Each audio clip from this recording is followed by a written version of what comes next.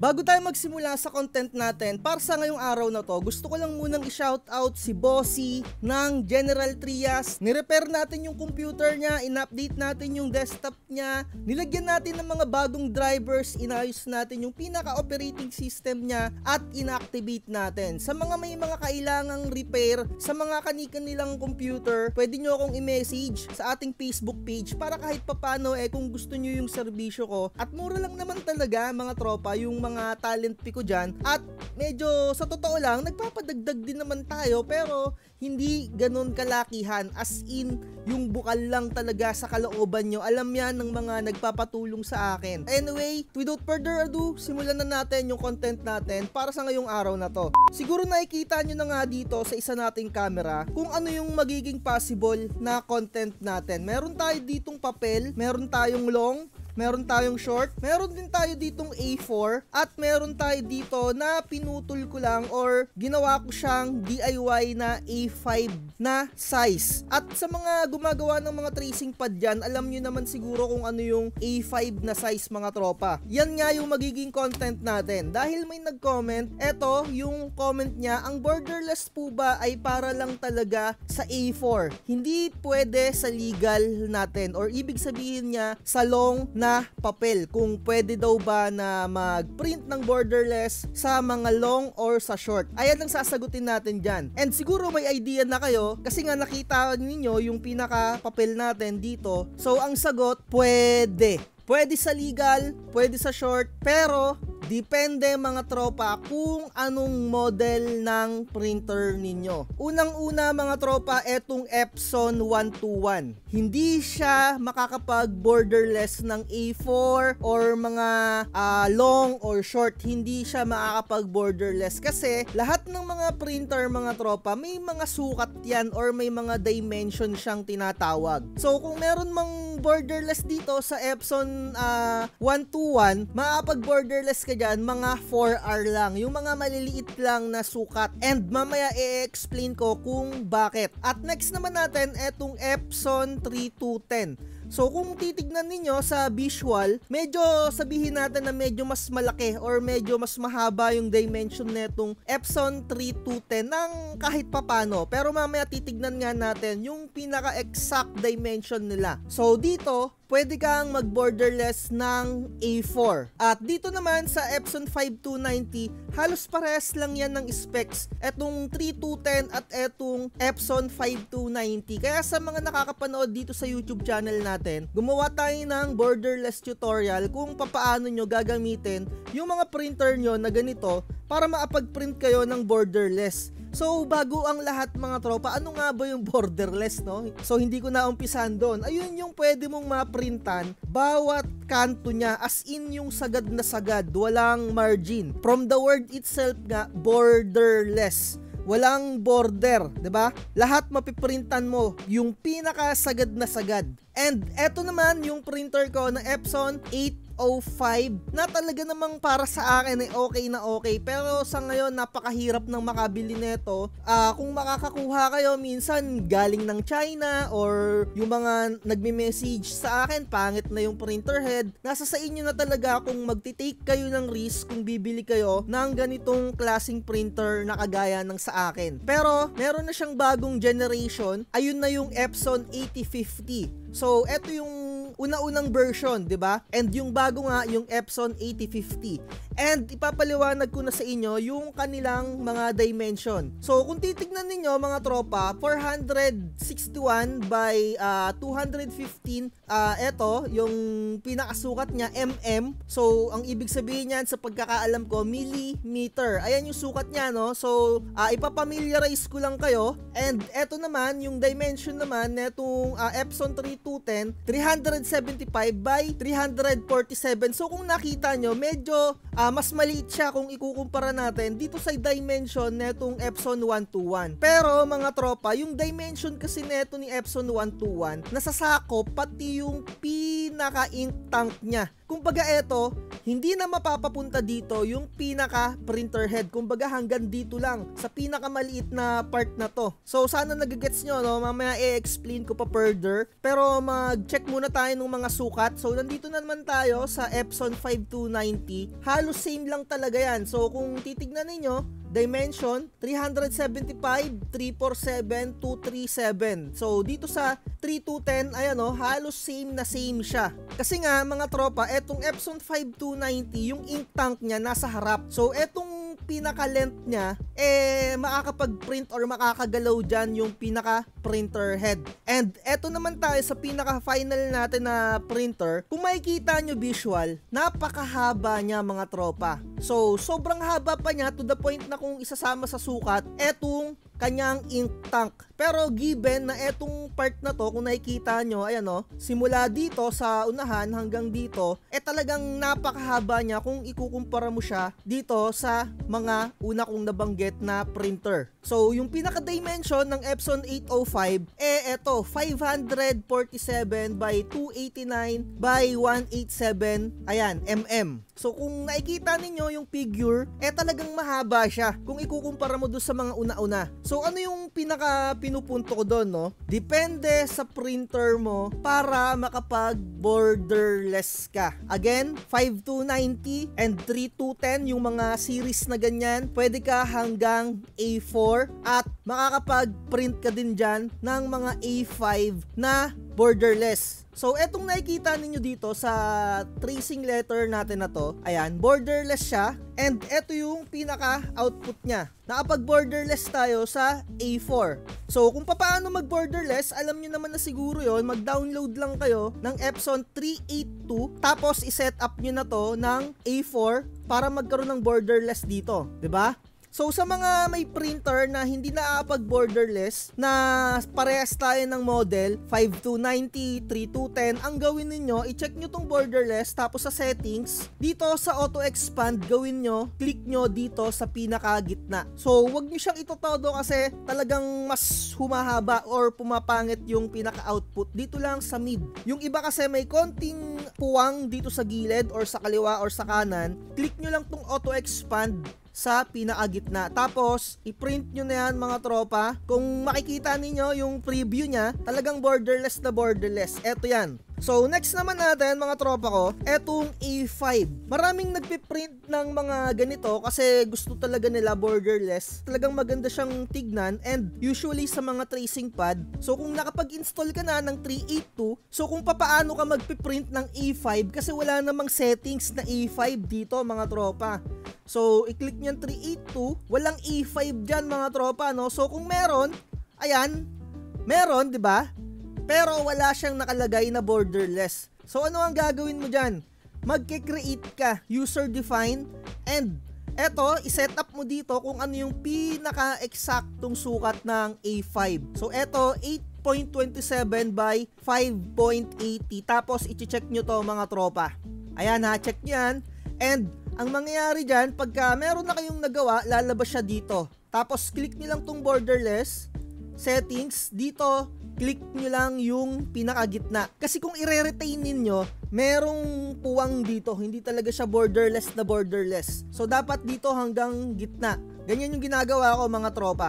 And, ayan, ipiprint nyo na yan. So, kung makikita ninyo dito sa preview, talagang makakapag-borderless ka. Kasi nga, eto na yung output ko kung nakikita ninyo.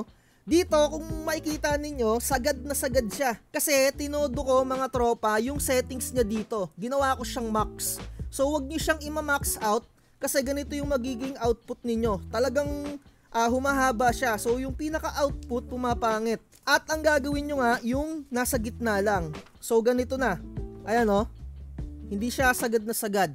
So, kung sasabihin nyo na A4 naman yung pinagprintan ko, hindi naman A5 yan, magkakasukat lang yan mga tropa. Yung A4 or yung A5, kalahati yun ng A4. Pero kung ikakat mo na siya manually, medyo hindi talaga siya magsasakto. Kailangan meron kang rim cutter kung magkakat kayo as A5 from A4. Ayun talaga yung mga diskarte. So, pasensya na kung medyo mabilis yung vlog natin. Mag-comment na lang kayo dyan sa ating comment section kung meron kayong hindi naka-clarify or kung meron kayong gustong itanong pa kung magulo pa sa isip ninyo. So, eto na nga mga tropa, move forward tayo dito sa A4, short, and long. So, ayan, meron tayong A4 na naboborderless talaga, na sure tayo. And eto naman yung letter. Kagaya ng sinabi ko, hindi ka makakapag-borderless ng letter at ng long kasi nga dun sa pinaliwanag ko nung unang-una, nakadepende yan sa dimension ng printer mo. So ano yung pinaka-logic? Ito yung printer natin, ipapakita ko sa inyo, 'di ba? From dito sa may pindutan hanggang dito sa may pinaka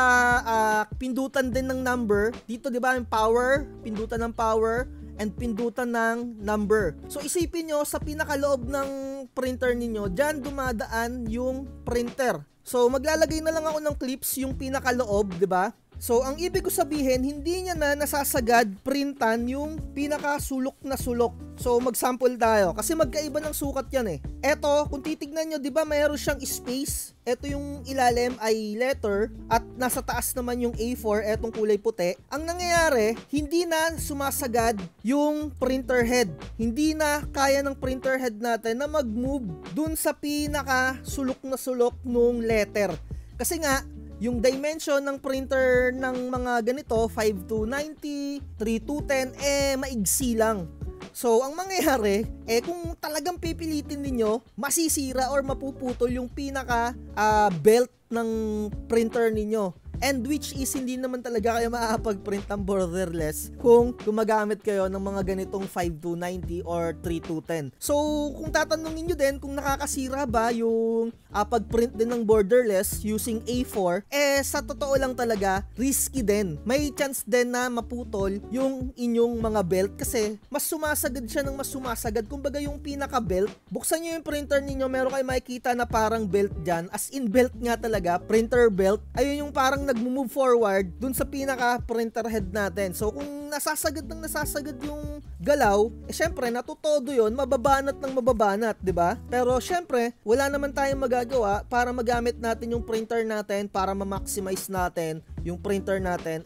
Okay lang naman mag-print ng A4. Nare-repair naman yan kasi yun yung pinaka-importante, nasira yung printer mo kasi ginamit mo. Hindi yung nasira yung printer mo na hindi mo naman nagamit. Sana nakukuha nyo yung logic. Kahit nung nag-uumpisa pa lang ako sa channel na to, sinasabi ko sa inyo na nakakasira yung A4 na pagbo-borderless. Pero ang importante, nakakapag-print tayo. So alam ko may mga magko-comment dyan, bakit yung sa akin 5 taon na, bakit sa akin 3 taon na, hindi pa nasisira.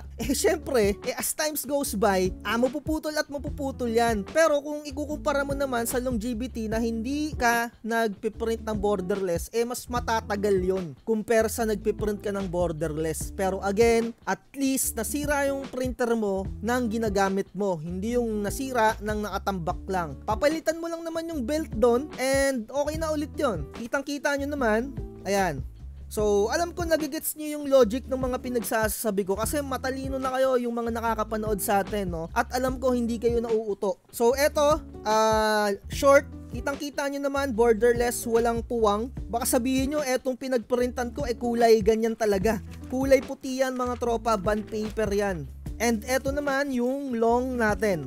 Meron akong clips na nilalagay dyan mga tropa, no, na nagpiprint talaga ako ng long and short na borderless. So, ipapakita ko sa inyo para mas maliwanagan kayo. Ito yung setup ng aking letter. Kapag ang printer ninyo Epson 5290, wala dyang nakalagay na borderless.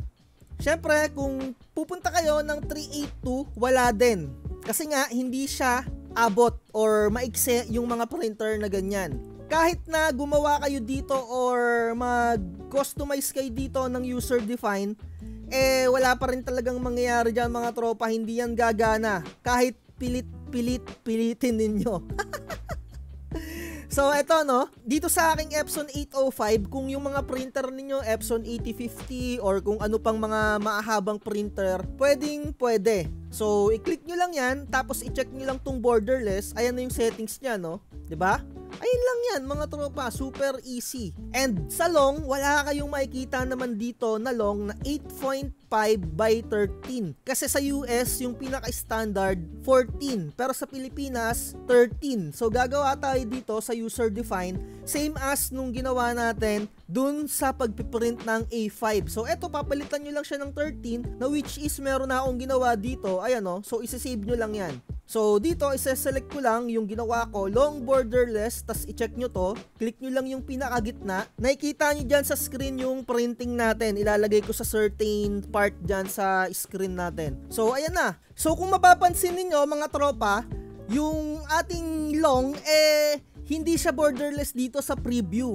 Kasi nga mga tropa, yung pinaka subject ninyo or yung pinaka document ninyo, hindi naman talaga siya naka 8.5 by 13. So paano yung gagawin ninyo? Syempre, maggagawa kayo ng design ng 8.5 by 13 na which is eto. So ang ibig kong sabihin, kung yung pinaka main design ninyo hindi 8.5 by 13, hindi yun mag-e-expand ng as kung anong gusto ninyong sukat. Kailangan yung mismong design ninyo talagang borderless na. Sana nagigets nyo yung logic, no? So papaano gumagawa ng mga ganyan? Dito sa Canva, i-set up nyo lang dito, gawa lang kayo ng custom size, sabihin natin 8.5 by 13 or 8.5 by 11. So dito 8.5 by 11. Click nyo yung inches palagi mga tropa ha.